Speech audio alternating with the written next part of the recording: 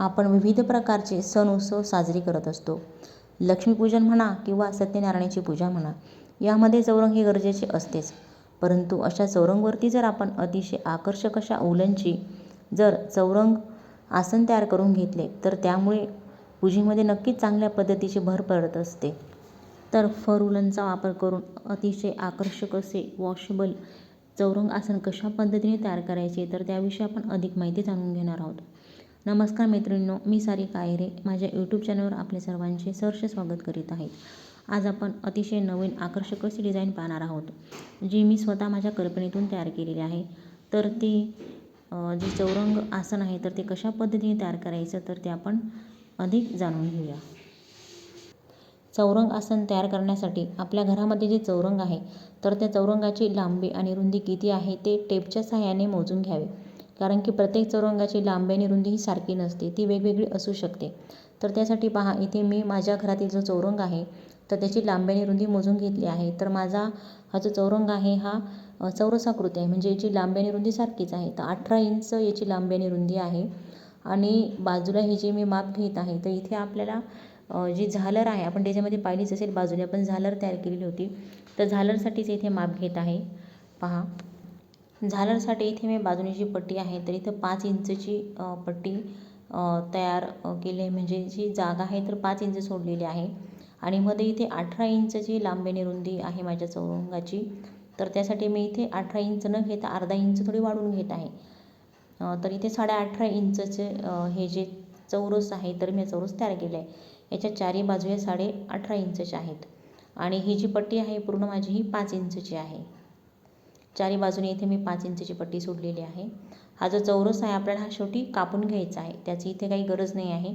चारी बाजूने इथे 4 चौरस किंवा कोपरे आलेले आहे तर ते काही गरजेचे नाही आहे. पूर्ण डिझाईन झाल्यानंतर आपल्याला ते कापून घ्यायचे आहेत. त्यानंतर पहा, इथे मी जो चौरसाची जे सेंटर आहे तर ते सेंटर इथं तयार करून घेतलेले आहे.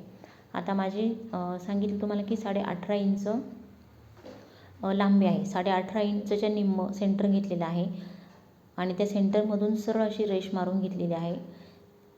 समोरची जी बाजू आहे तर तिचं सेंटर काढलं आणि त्या मध्यापासून मध्यापर्यंत सरळ रेष मारून घेतली.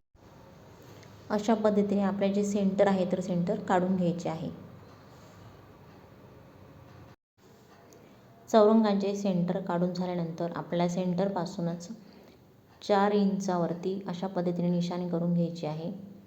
चारही कोपऱ्यांना, चारही बाजूंना 4 इंचावरती आणि पुन्हा मधली जी बाजू आहे ती देखील अशा पद्धतीने 4 इंचावरती आपल्याला निशाणी करून घ्यायची आहे. जेणेकरून मध्ये आपलं सारख्याच मापाच्या अंतरावरती छोटंसं वर्तुळ तयार होणार आहे. ज्या वर्तुळामध्ये आपल्याला ओम आहे तर ओमकाराची तिथे डिझाईन तयार करायची आहे.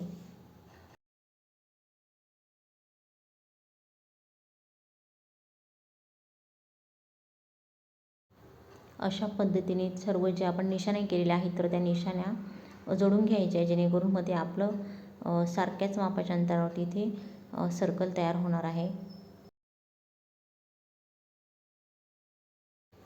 त्यानंतर आपण मध्ये जे सर्कल काढलं आहे तर त्या सर्कलमध्ये अशा पद्धतीने ओमचा आकार काढून घ्यायचा आहे. आपण पाहू शकता 4 समान भागापैकी एक जो भाग आहे तर त्या भागामध्ये ओमचा खालचा जो भाग आहे आपण तो काढून घेत आहे. त्यामुळे इथे आपल्याला खूप काही चित्रकला येत नसेल, ड्रॉईंग चांगली नसेल तरी देखील आपण इथे ओम हा काढू शकतो. आणि वरचा जो भाग आहे तर त्या भागामध्ये इथे आपण अशा पद्धतीने ओम काढू शकतो. म्हणजे आपल्याला अर्ध्या भागामध्ये ओमचा वरचा भाग काढायचा आहे आणि अर्ध्या भागात खालचा ओमचा भाग काढायचा आहे. ज्यामुळे आपल्याला इथे खूप काही मेहनतीची गरज पडणार नाही किंवा खूप ड्रॉईंगची गरज पडणार नाही आहे इथे. तर तुम्ही अशा पद्धतीने इथे ओमचा आकार काढून घ्यायचा आहे.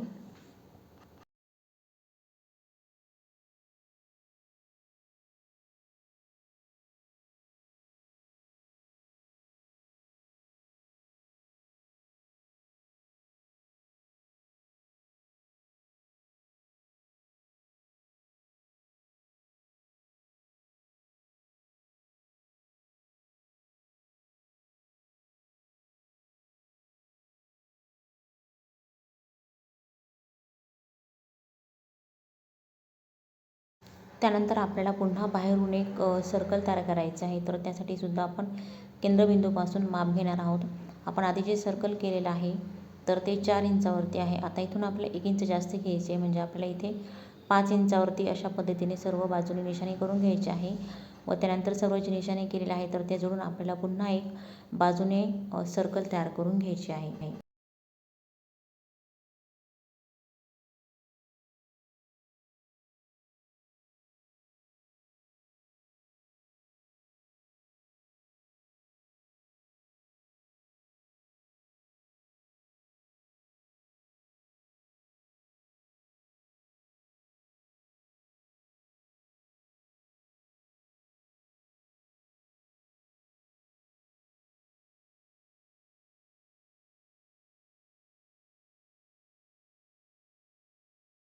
त्यानंतर पहा बाजूने आपला जे चौरस आहे तर चौरसापासून मध्ये देखील आपल्याला एक छोटा चौरस तयार करायचा. तर इथे देखील मी 1-1 इंचावरती जी आपण आउटलाईन केलेली होती 18-18.5 इंचाची आपण जी रेष मारली होती तिथून आपल्यामध्ये हे 1-1 इंचावरती अशा पद्धतीने निशाणी करून घ्यायची आहे.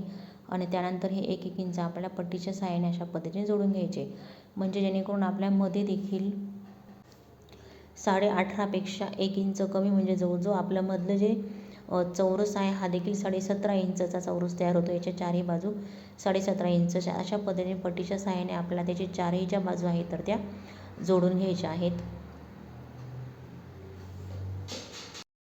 हे बघा, अशा पद्धतीने आपण हे जे डिझाईन आहे तर ती आखून घेतलेले. मध्ये ओम बाजूने सर्कल येतं आणि चारही बाजूने त्याचं पुन्हा इथे हे स्क्वेअर येत आहे.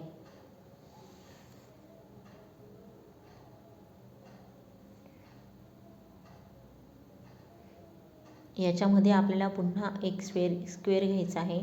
तर त्यासाठी आपण पुन्हा 1-1 इंचावरती अशा पद्धतीने निशाणी करून घेणार आहोत, जेणेकरून मधला जो स्क्वेअर आहे तर तो देखील आपला चौरसाकृती जो भाग आहे तर तो देखील इथे आपल्या सर्व बाजूने सारखा येणार आहे. मध्ये देखील आपण इथे 1-1 इंचावरती अशा पद्धतीने जोडून पट्टीच्या सहाय्याने चौरस तयार करून घेणार आहोत. अशा पद्धतीने आपण अतिशय आकर्षक असे चौरंग आसन आहे तर त्याची आखणी इथे करून घेणार आहोत. परंतु या चौरंग आसनचा आपण जो बेस तयार केलेला आहे तर त्यावरती उलन लावून कशा पद्धतीने चौरंग आसन तयार करायचं तर गनच्या सहाय्याने, तर ते आपण पुढील व्हिडिओमध्ये नक्कीच पाहणार आहोत मैत्रिणींनो. तर त्यासाठी व्हिडिओ आवडल्यास तर लाईक, शेअर व सबस्क्राईब करायला विसरू नका. धन्यवाद मैत्रिणींनो.